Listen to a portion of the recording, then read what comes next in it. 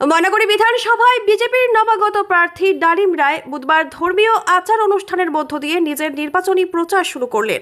এদিন তিনি প্রথমে ময়নাগুড়ি ঐতিহ্যবাহী জল্পেশ মন্দিরে পৌঁছে পুজো দেন। তার সঙ্গে উপস্থিত ছিলেন বিজেপির জেলা সভাপতি শ্যামল রায়, সাংসদ ডক্টর জয়ন্ত কুমার রায়, জেলা সহসভাপতি চঞ্চল সরকার সহ দলের নেতৃত্ব, কর্মী সমর্থক এবং বহু সাধারণ মানুষ। জল্পেশ মন্দিরে পুজো দেওয়ার পর তিনি জটিলেশ্বর মন্দিরে যান এবং সেখানেও পুজো অর্চনা করেন। এরপর হলহলিয়া ও ময়না কালী মন্দিরে পুজো দিয়ে আনুষ্ঠানিকভাবে নির্বাচনী প্রচারে নামার কথা জানান ডালিম রায়। ডালিম রায় বলেন, মানুষের আশীর্বাদ নিয়েই আমি নির্বাচনী লড়াই শুরু করতে চাই। এলাকার উন্নয়ন ও মানুষের সেবাই আমার মূল লক্ষ্য। এদিন জল্পেশ মন্দিরে পূজা শেষে প্রার্থী ডালিম রায় ও দলের পক্ষ থেকে উপস্থিত ভক্ত ও স্থানীয় মানুষজনদের মধ্যে খিচুড়ি বিতরণ করা হয়।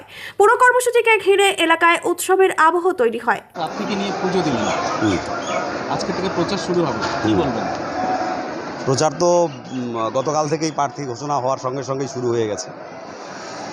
আমরা সনাতনী হিন্দু মানুষ, আমাদের যে আস্থা এবং বিশ্বাস, সেই আস্থা এবং বিশ্বাসের প্রতি মর্যাদা রেখে আমরা সমস্ত অগণিত ভারতীয় জনতা পার্টির কর্মী সমর্থক এবং সাধারণ মানুষ যারা ভারতীয় জনতা পার্টিকে দুহাত ভরে আশীর্বাদ করে, তারা এই যে আজকে হাজার হাজার এখানে বাবা জল্পেশ্বর ধামে উপস্থিত হয়েছে এবং আমাদের প্রার্থী স্বয়ং এখানে এসে পূজা অর্চনার মধ্য দিয়ে বাবা জল্পেশ্বরের আশীর্বাদ নিয়ে এই ময়নাগুড়ি বিধানসভায় প্রচারে নামলেন এবং বাবা জল্পেশ্বরের কৃপায় এবং আপামর সুধীসজ্জন নাগরিকবৃন্দ ময়নাগুড়িবাসী তাদের সকলের আশীর্বাদে ভারতীয় জনতা পার্টি যে পদপ্রার্থী মাননীয় ডালিম চন্দ্র রায় এখান থেকে বিপুল ভোটে জয়যুক্ত হবে।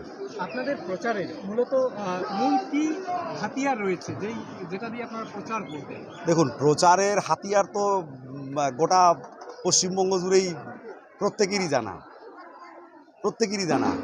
প্রথম কথা হচ্ছে কর্মসংস্থান, দুর্নীতি রোধ এবং সর্বোপরি গোটা রাজ্য জুড়ে যে নৈরাজ্য, অপশাসন, খুন, হিংসা, নারীদের উপর অত্যাচার, মহিলাদের উপরে খুন, এই যে ব্যাপক হারে চলছে এবং এর সঙ্গে সঙ্গে যেটা সবথেকে বড় সমস্যা সেটা হচ্ছে যে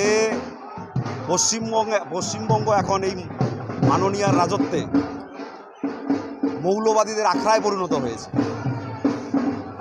ব্যাপক আকারে রোহিঙ্গা এবং মৌলবাদী এখানে জায়গা নিয়েছে এবং আগামী দিনে যে সনাতনী সমাজ এবং হিন্দু সমাজ তারা ক্রমশ সংখ্যালঘু হতে যাচ্ছে। একটা সময় এমন দিন আসবে, যদি এই মাননীয়ার প্রশাসন চলতে থাকে, তাহলে এখানে দেখবেন আগামী 5 বছর পরে এখানকার যে সনাতনীরা এবং হিন্দুরা সংখ্যালঘু হয়ে গেছে। এটা ভয়ঙ্কর বিপদের কারণ। আর যেখানে হিন্দুরা সংখ্যালঘু হয়েছে সেখানে কী ধরনের নির্মম অত্যাচার হচ্ছে তা আমাদের পার্শ্ববর্তী দেশ বাংলাদেশ এবং পাকিস্তান দেখলেই বোঝা যায়। মাননীয়া প্রকৃতপক্ষে এই রাজ্যকে বাংলাদেশ এবং পাকিস্তান বানাতে যাচ্ছে। এই পশ্চিমবঙ্গকে আমরা ভারতীয় জনতা পার্টি যতক্ষণ গায়ে রক্ত থাকবে ততক্ষণ এটাকে বাংলাদেশ হতে দেবো না, পাকিস্তান হতে দেবো। দাদা, আরেকটা কোশ্চেন ছিল,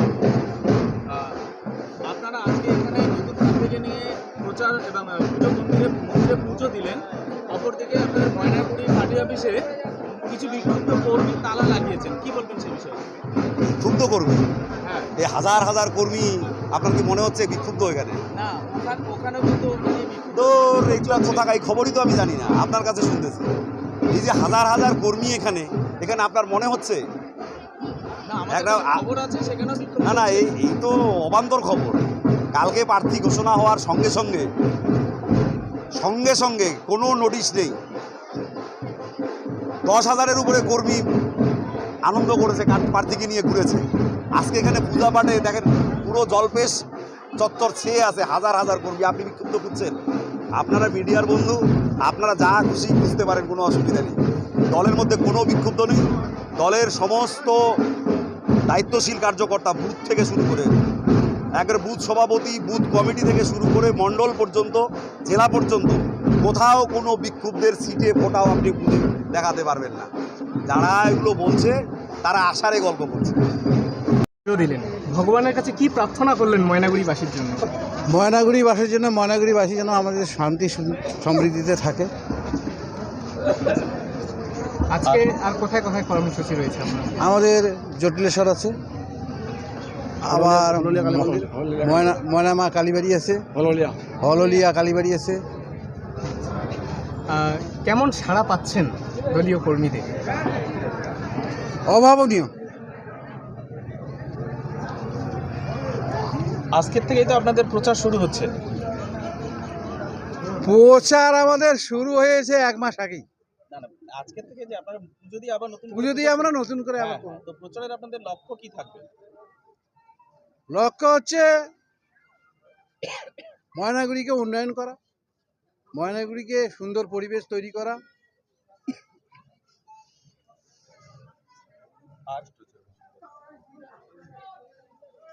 আর কি বলবো, তীর্থস্থান, এখানে কিছু বলা ঠিক না।